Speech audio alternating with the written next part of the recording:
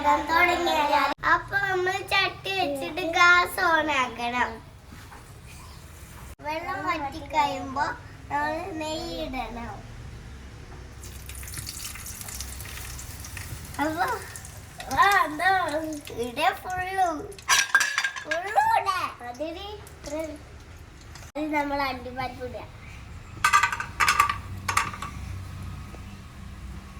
പിന്നെ നമ്മൾ മുന്തിരി ഇടുക.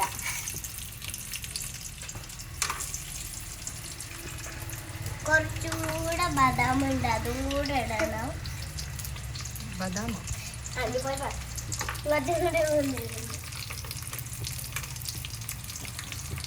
ഇത് അതിൽ കുറച്ച് ബദാം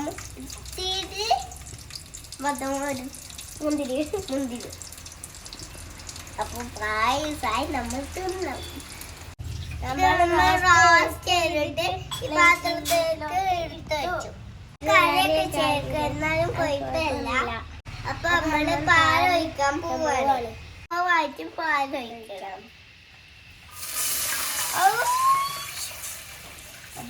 കത്തിപ്പോയി കരിഞ്ഞു. നമ്മൾ പാലൊഴിക്കി കൊടുക്കണം. കൈ ഒഴിക്കണ്ട. അപ്പൊ കുട്ടികളെ അമ്മമാരെ പോലെ നോക്കിയിട്ടാണ് ഉണ്ടാക്കേണ്ട പായസം. വരുമ്പോ പായസം ഇടണം.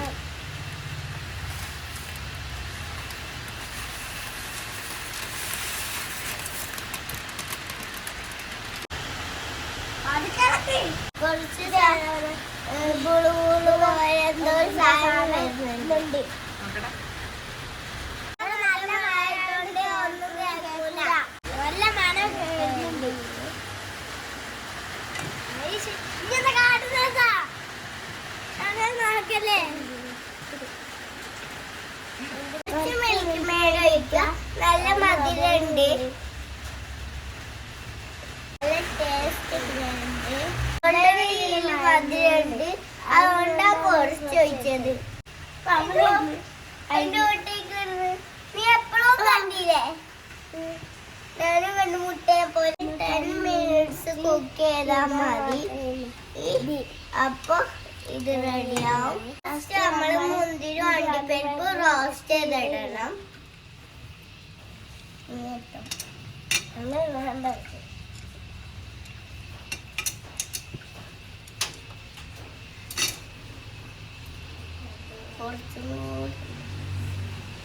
കൈ കഴുകണം.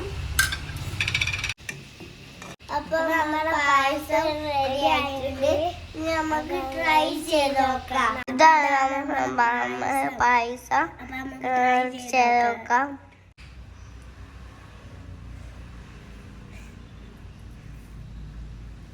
അടിപൊളിയാണ്, സൂപ്പറാണ്, നല്ല ടേസ്റ്റാണ്.